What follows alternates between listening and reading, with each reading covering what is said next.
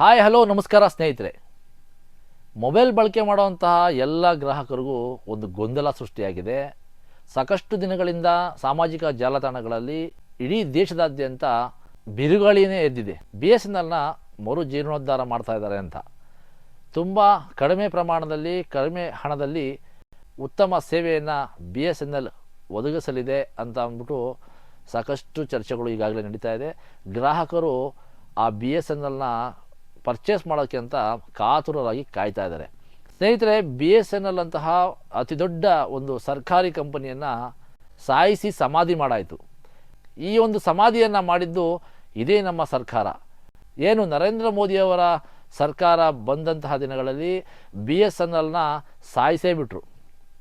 ಜಿಯೋದಂತಹ ಅಂಬಾನಿಯವರ ಒಡೆತನಕ್ಕೆ ಬಹುದೊಡ್ಡ ಮಟ್ಟದ ಒಂದು ಆದಾಯವನ್ನು ತಂದುಕೊಡುವಂತಹ ಪ್ರಯತ್ನ ಆಯಿತು. ಕಾರಣ ಇಷ್ಟೇ, ಅದಾನಿ ಅಂಬಾನಿಯಂತಹ ಬಲಾಢ್ಯ ದೊರೆಗಳಿಗೆ ಇವರು ಹೂಡಿಕೆಯನ್ನು ಮಾಡೋದಕ್ಕೆ ಅವಕಾಶ ಮಾಡಿಕೊಟ್ರೆ ಇವರಿಗೆ ಎಲೆಕ್ಟ್ರಾಲ್ ಬಾಂಡ್ ಮೂಲಕ ಇವರ ಒಂದು ಚುನಾವಣೆಗೆ ಹಣ ಸಿಗುತ್ತೆ ಅನ್ನೋ ಒಂದೇ ಒಂದು ಕಾರಣಕ್ಕೋಸ್ಕರ BSNL ಅಂತಹ ಒಂದು ಸರ್ಕಾರಿ ಸಂಸ್ಥೆಯನ್ನು ಪೂರ್ಣವಾಗಿ ನಾಶ ಮಾಡಾಕ್ಬಿಟ್ರು. ಆ ವಿಚಾರವಾಗಿ ಇವತ್ತು ನಾನು ಈ ಒಂದು ಕಾರ್ಯಕ್ರಮವನ್ನು ಮಾಡ್ತಾಯಿದ್ದೀನಿ ವೀಕ್ಷಕರೇ.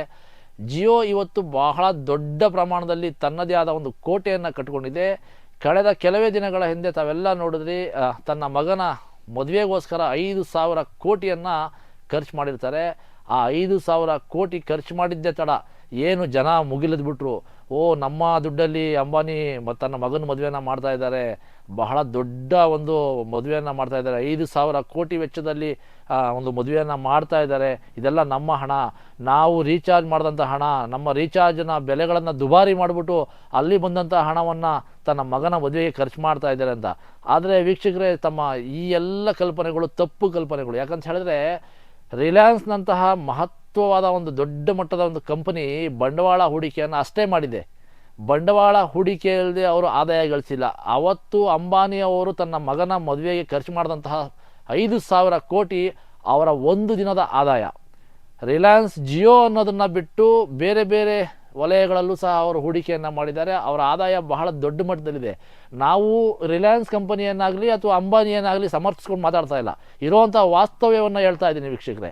ಯಾಕಂತ ಹೇಳಿದ್ರೆ ಏನು ಸರ್ಕಾರದ ಒಂದು ಕಂಪನಿ BSNL ಇತ್ತು, ಆ ಕಂಪನಿಯನ್ನು ಮನಸ್ಸು ಮಾಡಿದರೆ ಇವತ್ತು ಜಿಯೋಗಿಂತ ದೊಡ್ಡ ಮಟ್ಟದಲ್ಲಿ ಬೆಳವಣಿಗೆ ಮಾಡ್ಬೋದಾಗಿತ್ತು. ಅಲ್ಲಿ ಬರುವಂತಹ ಆದಾಯವನ್ನು ಸರ್ಕಾರದ ಬೊಕ್ಕಸಕ್ಕೆ ತಗೋಬೋದಾಗಿತ್ತು. ನಮ್ಮ ದೇಶದ ಆರ್ಥಿಕ ಪರಿಸ್ಥಿತಿಯು ಕೂಡ ಸದೃಢವಾಗಿರ್ತಿತ್ತು. ಆದರೆ ಇವರು ಎಲೆಕ್ಟ್ರಾಲ್ ಬಾಂಡ್ಗಳಿಗೋಸ್ಕರ ಚುನಾವಣೆಯ ಪ್ರಚಾರದ ಹಣಕ್ಕಾಗಿ ಅದಾನಿ ಅಂಬಾನಿಯಂತಹ ಬಲಾಢ್ಯ ದೊರೆಗಳಿಗೆ ಇವರು ಅವಕಾಶವನ್ನು ಕೊಡ್ತಾರೆ. ಒಬ್ಬ ಅಂಬಾನಿ ಇಷ್ಟು ಕೋಟಿಗಳ ವೆಚ್ಚದಲ್ಲಿ ತಂದು ಹೂಡಿಕೆಯನ್ನು ಮಾಡಿ ಇಡೀ ರಾಷ್ಟ್ರದಲ್ಲೇ ಒಂದು ದೊಡ್ಡ ಮಟ್ಟದ ಒಂದು ನೆಟ್ವರ್ಕನ್ನು ಮಾಡ್ತಾನೆ ಅಂತ ಹೇಳಿದ್ರೆ ಸರ್ಕಾರಕ್ಕೆ ಯಾಕೆ ಆಗಲಿಲ್ಲ? ಯಾಕೆ ಸರ್ಕಾರಕ್ಕೆ ಶಕ್ತಿ ಇರಲಿಲ್ವಾ? ಒಬ್ಬ ಅಂಬಾನಿ ಮಾಡುವಂಥ ಕೆಲಸನ ಸರ್ಕಾರ ಮಾಡ್ಬೋದಾಗಿತ್ತಲ್ಲ, ಯಾಕೆ ಮಾಡಲಿಲ್ಲ? ಸರ್ಕಾರದ ಬೊಕ್ಕಸಕ್ಕೆ ಕಾಸು ಬಂದರೆ ಚುನಾವಣೆಗೆ ಬಳಸೋಕ್ಕಾಗೋದಿಲ್ಲ. ಅದೇ ಖಾಸಗಿ ಕಂಪನಿಯವರಿಗೆ ನಾವು ಇದಕ್ಕೆ ಅವಕಾಶ ಮಾಡಿಕೊಟ್ರೆ ಅವರು ಎಲೆಕ್ಟ್ರಾಲ್ ಬಾಂಡ್ ಮುಖಾಂತರ ಅವರ ಚುನಾವಣೆಗಳಿಗೆ ಹಣವನ್ನು ಕೊಡ್ತಾರೆ ಅನ್ನೋ ಉದ್ದೇಶ ಒಂದೇ ಆಗಿತ್ತು. ಹಾಗಾಗಿ ಸಾಕಷ್ಟು ಕಂಪನಿಗಳನ್ನು ಸಹ ಮೋದಿ ಸರ್ಕಾರ ಖಾಸಗೀಕರಣ ಮಾಡಿತು. ಈಗ ಇತ್ತೀಚೆಗೆ ಕೆಲವು ಮಾತುಗಳು ಸಹ ಕೇಳಿಬರ್ತಾ ಇದೆ, ಸರ್ಕಾರಿ ಬ್ಯಾಂಕ್ಗಳನ್ನು ಸಹ ಇವಾಗ ಖಾಸಗೀಕರಣ ಮಾಡುವಂಥ ಪ್ರಯತ್ನಕ್ಕೆ ನರೇಂದ್ರ ಮೋದಿ ಸರ್ಕಾರ ಮುಂದಾಗಿರುವಂಥದ್ದು. ನಮ್ಮ ದೇಶಕ್ಕೆ ಸ್ವತಂತ್ರ ಬಂದಂತಹ ನಂತರದ ದಿನಗಳಲ್ಲಿ ದೇಶ ಝೀರೋ ಸ್ಥಾನದಲ್ಲಿದ್ದಂತಹ ದೇಶವನ್ನು ಇವತ್ತು ಈ ಮಟ್ಟಕ್ಕೆ ತಗೊಂಬಂದಿದ್ದಾರೆ. ಆದರೆ 15 ವರ್ಷಗಳ ಹಿಂದೆ ಮೋದಿ ಸರ್ಕಾರ ಬರೋದಕ್ಕಿಂತ ಮುಂಚೆ ದೇಶದ ಸಾಲ ಎಷ್ಟಿತ್ತು? ಮೋದಿಯವರ ಆಡಳಿತದಲ್ಲಿ ಇವತ್ತು ಸಾಲ ಎಷ್ಟಾಗಿದೆ? ಇಡೀ ನಮ್ಮ ದೇಶ ಬಡತನದ ರೇಖೆಯಲ್ಲಿ ಎಷ್ಟನೇ ಸ್ಥಾನದಲ್ಲಿದೆ? ನಿರುದ್ಯೋಗ ಅನ್ನೋದು ತಾಂಡವವಾಡ್ತಾ ಇದೆ. ಇವೆಲ್ಲವನ್ನು ಸಹ ನಾನು ರಿಸರ್ಚ್ ಮಾಡಿ ಮಾತಾಡ್ತಾ ಇರುವಂತಹ ವಿಚಾರಗಳು ಸ್ನೇಹಿತರೆ. ನೀವು ಸಹ ಗೂಗಲ್ನಲ್ಲಿ ರಿಸರ್ಚ್ ಮಾಡಿ ನಿಮ್ಮ ಈ ಪ್ರಶ್ನೆಗಳಿಗೆ ಉತ್ತರ ಸಿಗುತ್ತೆ. ಇವೆಲ್ಲ ವಿಚಾರಗಳನ್ನು ನಾವು ಮೊದಲು ತಿಳ್ಕೋಬೇಕು. ದೇಶ ಯಾವ ಮಟ್ಟದಲ್ಲಿದೆ, ದೇಶದ ಆರ್ಥಿಕ ವ್ಯವಸ್ಥೆ ಯಾವ ಮಟ್ಟದಲ್ಲಿದೆ ಅನ್ನೋದನ್ನ ನಾವು ಪರಿಗಣಿಸಬೇಕಾಗುತ್ತೆ ವೀಕ್ಷಕರೇ. ಹಾಗಾಗಿ ಈ ರಿಲಯನ್ಸ್ ಮತ್ತು BSNL ವಿಚಾರದಲ್ಲಿ ಇವತ್ತು ನಾನು ಮಾತಾಡ್ತಾ ಇದ್ದೀನಿ. BSNL ಯಾವಾಗ ಪ್ರಾರಂಭವಾಯಿತು, BSNL ಹೇಗೆ ಅಂತ್ಯ ಆಯಿತು ಅನ್ನೋವಂತಹ ಸಂಪೂರ್ಣ ಮಾಹಿತಿಯನ್ನು ನಿಮಗೆ ನಾನು ನೀಡ್ತಾ ಹೋಗ್ತೀನಿ. ಅದಕ್ಕೂ ಮುಂಚೆ BSNLನ ಪ್ರಾರಂಭ ಹೇಗಿತ್ತು, ಅಂತ್ಯ ಹೇಗಾಯಿತು ಅನ್ನೋದನ್ನ ನೋಡ್ಕೊಂಬರೋಣ ಬನ್ನಿ. ಭಾರತ್ ಸಂಚಾರ್ ನಿಗಮ್ ಲಿಮಿಟೆಡ್ ಭಾರತೀಯ ಸರ್ಕಾರಿ ಉದ್ಯಮವಾಗಿದೆ. ಮತ್ತು ಇದರ ಇತಿಹಾಸವನ್ನು ಬ್ರಿಟಿಷ್ ಇಂಡಿಯಾದಲ್ಲಿ ಗುರುತಿಸಬಹುದು. ಭಾರತದಲ್ಲಿ ದೂರ ಸಂಪರ್ಕ ಜಾಲದ ಅಡಿಪಾಯವನ್ನು 19ನೇ ಶತಮಾನದಲ್ಲಿ ಬ್ರಿಟಿಷರು ಹಾಕಿದ್ದರು. ಬ್ರಿಟಿಷರ ಕಾಲದಲ್ಲಿ ಮೊದಲ ಟೆಲಿಗ್ರಾಫ್ ಲೈನನ್ನು ಕೋಲ್ಕತ್ತಾ ಮತ್ತು ಡೈಮಂಡ್ ಹಾರ್ಬರ್ ನಡುವೆ 1850ರಲ್ಲಿ ಸ್ಥಾಪಿಸಲಾಯಿತು. ಬ್ರಿಟಿಷ್ ಈಸ್ಟ್ ಇಂಡಿಯಾ ಕಂಪನಿಯು 1851ರಲ್ಲಿ ಟೆಲಿಗ್ರಾಫನ್ನು ಬಳಸಲು ಪ್ರಾರಂಭಿಸಿತು ಮತ್ತು 1854ರವರೆಗೆ ದೇಶದಾದ್ಯಂತ ಟೆಲಿಗ್ರಾಫ್ ಲೈನ್ಗಳನ್ನು ಹಾಕಲಾಯಿತು. 1854ರಲ್ಲಿ ಟೆಲಿಗ್ರಾಫ್ ಸೇವೆಯನ್ನು ಸಾರ್ವಜನಿಕರಿಗೆ ತೆರೆಯಲಾಯಿತು ಮತ್ತು ಮೊದಲನೇ ಟೆಲಿಗ್ರಾಫನ್ನು ಮುಂಬೈನಿಂದ ಪುಣೆಗೆ ಕಳುಹಿಸಲಾಯಿತು. 1980ರ ದಶಕದಲ್ಲಿ ಅಂಚೆ ಮತ್ತು ಟೆಲಿಗ್ರಾಫ್ ಇಲಾಖೆಯ ವಿಭಜನೆ ನಂತರ ಟೆಲಿಕಾಂ ಇಲಾಖೆಯ ರಚನೆಯು ಅಂತಿಮವಾಗಿ ಸರ್ಕಾರಿ ಸ್ವಾಮ್ಯದ ಟೆಲಿಗ್ರಾಫ್ ಮತ್ತು ಟೆಲಿಫೋನ್ ಉದ್ಯಮದ ಹೊರಹೊಮ್ಮುವಿಕೆಗೆ ಕಾರಣವಾಯಿತು. ಇದು BSNL ಸ್ಥಾಪನೆಗೆ ಕಾರಣವಾಯಿತು. 160 ವರ್ಷಗಳಿಂದ BSNL ಸಾರ್ವಜನಿಕ ಟೆಲಿಕಾಂ ಸೇವೆಯನ್ನು ನಿರ್ವಹಿಸುತ್ತಿತ್ತು. 2010ರಲ್ಲಿ ಇದರ 182 ಕಚೇರಿಗಳ ನಡುವೆ ಟೆಲೆಕ್ಸ್ ನೆಟ್ವರ್ಕ್ ಅನ್ನು ವೆಬ್ ಆಧಾರಿತ ಟೆಲಿಗ್ರಾಮ್ ಮೆಸೇಜಿಂಗ್ ಸಿಸ್ಟಮ್ನೊಂದಿಗೆ ಬದಲಾಯಿಸಲಾಯಿತು. ಇದು ಟೆಲೆಕ್ಸ್ ಲೈನ್ಗಳಿಗಿಂತ ಇಂಟರ್ನೆಟ್ ಸಂಪರ್ಕಗಳನ್ನು ಅವಲಂಬಿಸಿದೆ. ವಿದ್ಯುತ್ ಕಡಿತವು ಹೆಚ್ಚು ಸಾಮಾನ್ಯವಾಗಿರುವಲ್ಲಿ ಇದು ಹೆಚ್ಚು ವಿಶ್ವಾಸಾರ್ಹವಾಗಿದೆ. ಇದು ಸೇವೆಯಲ್ಲಿ ಕುಸಿತಕ್ಕೆ ಕಾರಣವಾಯಿತು ಮತ್ತು ಕಂಪನಿಯು 2010ರಲ್ಲಿ ಟೆಲಿಗ್ರಾಮ್ಗಳಿಗೆ ಕಡಿಮೆಯಾದ ಸೇವೆ ಎಂಬ ಶೀರ್ಷಿಕೆಯನ್ನು ಅನ್ವಯಿಸಿತು. ಅಂತಿಮವಾಗಿ 15 ಜುಲೈ 2013ರಂದು ಸಾರ್ವಜನಿಕ ಟೆಲಿಕಾಂ ಸೇವೆಯನ್ನು ಸಂಪೂರ್ಣವಾಗಿ ಸ್ಥಗಿತಗೊಳಿಸಲಾಯಿತು. ಇದಿಷ್ಟು BSNLನ ಕಥೆ. ಆದರೆ ಇನ್ನು ಜಿಯೋ ವಿಚಾರ ಹೇಳೋದಾದರೆ, ಪಾಲುದಾರರು ಮತ್ತು ಉದ್ಯಮಿಗಳಿಗಾಗಿ ಬೀಟಾದೊಂದಿಗೆ 27 ಡಿಸೆಂಬರ್ 2015ರಂದು ಜಿಯೋವನ್ನು ಮೃದುವಾಗಿ ಪ್ರಾರಂಭಿಸಲಾಯಿತು. 5 ಸೆಪ್ಟೆಂಬರ್ 2016ರಂದು ಸಾರ್ವಜನಿಕವಾಗಿ ಲಭ್ಯವಾಯಿತು. ಇದು ಭಾರತದಲ್ಲಿನ ಅತಿದೊಡ್ಡ ಮೊಬೈಲ್ ನೆಟ್ವರ್ಕ್ ಆಪರೇಟ್ ಮತ್ತು ವಿಶ್ವದ 3ನೇ ಅತಿದೊಡ್ಡ ಮೊಬೈಲ್ ನೆಟ್ವರ್ಕ್ ಆಪರೇಟ್ ಆಗಿದೆ. 46.72 ಕೋಟಿ ಅಂದರೆ 467.2 ಬಿಲಿಯನ್ ಚಂದಾದಾರರನ್ನು ಹೊಂದಿರುವಂತಹ ಒಂದು ನೆಟ್ವರ್ಕ್ ಇದು. ಇದರ ಇತಿಹಾಸ ಹೇಳೋದಾದರೆ, ಪ್ರಧಾನಿ ನರೇಂದ್ರ ಮೋದಿ ಅವರು ಅಕ್ಟೋಬರ್ 1, 2022ರಂದು ಮುಖೇಶ್ ಅಂಬಾನಿ ಮತ್ತು ಆಕಾಶ್ ಅಂಬಾನಿ ಅವರೊಂದಿಗೆ ರೈಲ್ವೆ ಮತ್ತು ಸಂಪರ್ಕ ಸಚಿವ ಅಶ್ವಿನಿ ವೈಷ್ಣವ್ ಅವರೊಂದಿಗೆ ಜಿಯೋ ಸ್ಟಾಲ್ಗೆ ಭೇಟಿ ನೀಡಿದರು. ಕಂಪನಿಯು 15ನೇ ಫೆಬ್ರವರಿ 2007ರಂದು ಗುಜರಾತ್ನ ಅಹಮದಾಬಾದ್ನ ಅಂಬಾವಾಡಿಯಲ್ಲಿ, 2010ರಲ್ಲಿ ರಿಲಯನ್ಸ್ ಇಂಡಸ್ಟ್ರಿ RIL IBSLನಲ್ಲಿ 95% ಪಾಲನ್ನು 4.800 ಕೋಟಿಗೆ ಖರೀದಿಸಿತ್ತು. 2023ರಲ್ಲಿ 110 ಶತಕೋಟಿ ಅಥವಾ $, ಮುಖಾಂತರ ಹೇಳೋದಾದರೆ 1.3 ಶತಕೋಟಿಗೆ ಸಮಾನವಾಗಿದೆ.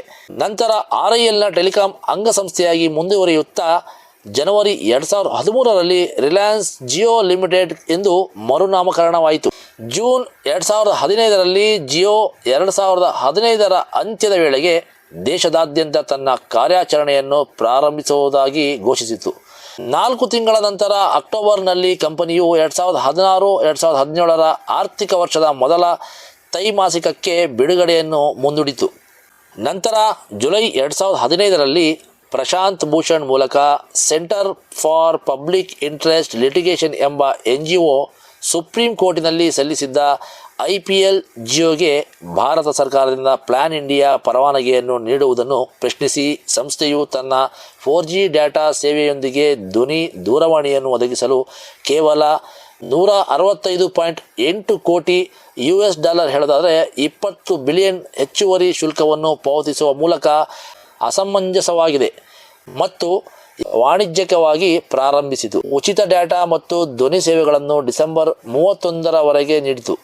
ನಂತರ ಇದನ್ನು 31 ಮಾರ್ಚ್ 2017ರವರೆಗೆ ವಿಸ್ತರಿಸಲಾಯಿತು. 22 ಫೆಬ್ರವರಿ 2017ರಂದು 100 ಮಿಲಿಯನ್ ಚಂದಾದಾರರನ್ನು ದಾಟಿದೆ.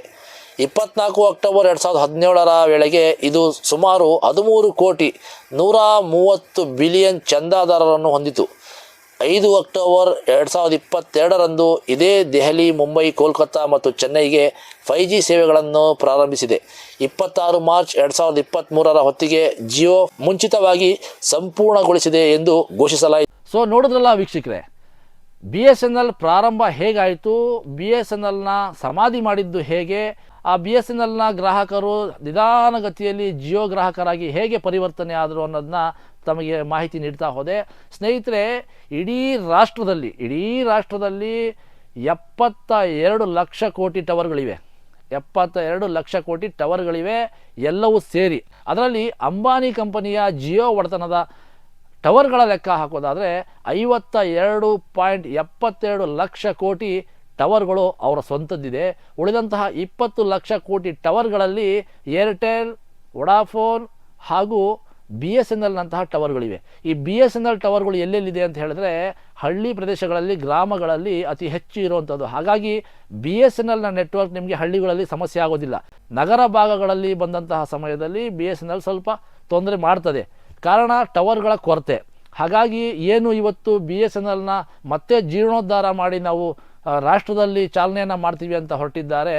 BSNLನಲ್ಲಿ ಆಗುವಂತಹ ಸಮಸ್ಯೆಗಳು ಏನು ಅನ್ನೋದನ್ನ ನಿಮಗೆ ಹೇಳ್ತೀನಿ. ಯಾಕಂತ ಹೇಳಿದ್ರೆ ನೋಡಿ, ಜಿಯೋ ಕಂಪನಿ ಪ್ರಾರಂಭದಲ್ಲಿ ಇವತ್ತು ನಾವು ಜಿಯೋ ಕಂಪನಿ ಮಾಲೀಕರಾದಂತಹ ಅಂಬಾನಿಯವ್ರನ್ನ ನಾವು ತೆಗಳ್ತಾ ಇದ್ದೀವಿ. ಅವತ್ತು ಜಿಯೋ ಕಂಪನಿಯವರು ₹1 ಫೋನನ್ನು ಕೊಟ್ಟಿದ್ದರು. ಒಂದು ಸ್ಯಾಮ್ಸಂಗ್ ಮೊಬೈಲ್ನ ಟವರ್ ರೂಪದಲ್ಲಿ ಬಂದಂತಹ ಫೋನನ್ನು ಲಾಂಚ್ ಮಾಡಿದರು ಬಿಲ್ಲಿಂಗ್ ಆಗಿ. ಅದ್ರ ಜೊತೆಯಲ್ಲಿ ಬೈ ಒನ್ ಗೆಟ್ ಒನ್ ಅನ್ನೋವಂತಹ ಒಂದು ಆಪ್ಷನ್ ಸಹ ಕೊಟ್ಟಿದ್ದರು. ₹1 ಒಂದು ಸ್ಯಾಮ್ಸಂಗ್ ಹಾಗೂ LG ಫೋನನ್ನು ಪೋಸ್ಟ್ ಪೇಡ್ ಮೂಲಕ ನಿಮಗೆಲ್ಲ ಕೊಟ್ಟಿದ್ದರು. ಬಹುಶಃ ಇದನ್ನು ಬಳಕೆ ಮಾಡಿರೋಂಥವ್ರಿಗೆ ಗೊತ್ತಿರ್ತದೆ. ಆದರೆ ನಾನು ಈ ವಿಚಾರ ಏನಕ್ಕೆ ಹೇಳ್ತಾ ಇದ್ದೀನಿ ಅಂತ ಹೇಳಿದ್ರೆ, ಆ ಸಮಯದಲ್ಲಿ ಜಿಯೋದವರು ಕೊಟ್ಟಂತಹ ಆಪರ್ಚುನಿಟಿಯನ್ನು ಇಡೀ ರಾಷ್ಟ್ರದ ಕೋಟ್ಯಾಂತರ ಜನ ಸದುಪಯೋಗ ಪಡಿಸ್ಕೊಂಡ್ರು. ಸಾವಿರಾರು ರೂಪಾಯಿ ಬಿಲ್ಗಳು ಬಂದರೂ ಸಹ ಯಾರೂ ಕಟ್ಟಲಿಲ್ಲ. ನಂತರ ಅದು ಸಿಮ್ಗಳ ರೂಪದಲ್ಲಿ ಪರಿವರ್ತನೆ ಆಯಿತು. ಆ ಪೋಸ್ಟ್ ಪ್ಯಾಡ್ ಫೋನ್ಗಳು ಮೂಲೆ ಸೇರಿದ್ವು, ಜಿಯೋ ಸಿಮ್ ಬಂತು. ಆ ಸಿಮ್ಗಳನ್ನು ಜಿಯೋ ಫೋನ್ಗಳ ಮೂಲಕವೇ ಪ್ರಾರಂಭಿಕ ಹಂತದಲ್ಲಿ ಚಾಲನೆಯನ್ನು ಮಾಡಿದ್ರು. ನಂತರದ ದಿನಗಳಲ್ಲಿ ಅದನ್ನು ಆ್ಯಂಡ್ರಾಯ್ಡ್ ಫೋನ್ಗಳಿಗೆ ಸಹ ಇಡೀ ರಾಷ್ಟ್ರದಲ್ಲಿ ಎಲ್ಲ ಗ್ರಾಹಕರಿಗೆ ಸಿಗುವಂತಹ ಒಂದು ಅನುಕೂಲವನ್ನು ಮಾಡಿಕೊಟ್ರು. ನಿಧಾನಗತಿಯಲ್ಲಿ ಸಾಗದಂತಹ ಜಿಯೋ ಕಂಪನಿ ಇವತ್ತು ದೊಡ್ಡ ಮಟ್ಟದ ಒಂದು ಕೋಟೆಯನ್ನು ಕಟ್ಕೊಂಡು ಮೆರಿತಾ ಇದ್ದಾರೆ. ಆ ಒಂದು ಕೋಟೆಯನ್ನು ಇವತ್ತು ನಾವು BSNL ಮುಖಾಂತರ ಒಡೆದಾಕ್ತೀವಿ ಅನ್ನೋದು ಎಷ್ಟು ಮಟ್ಟದ ಸತ್ಯ ಅನ್ನೋದನ್ನು ತಾವೆಲ್ಲ ಪರಿಗಣಿಸಬೇಕು. 4G ನೆಟ್ವರ್ಕನ್ನು ದಾಟಿ 5G ಹತ್ತ ಸಾಗ್ತಾ ಇರುವಂತಹ ಜಿಯೋ ಕಂಪನಿ ಇವತ್ತು BSNL 4G ಮೂಲಕ ಪ್ರಾರಂಭ ಮಾಡ್ತಾ ಇದೆ. 4Gಯಿಂದ 5Gಗೆ ಪರಿವರ್ತನೆ ಆಗಿರುವಂತಹ ಜಿಯೋ ಕಂಪನಿ ಗ್ರಾಹಕರು 5G ಕಡೆ ಗಮನ ಹರಿಸ್ತಾರ ಅಥವಾ 4G ಕಡೆ ಗಮನ ಹರಿಸ್ತಾರ?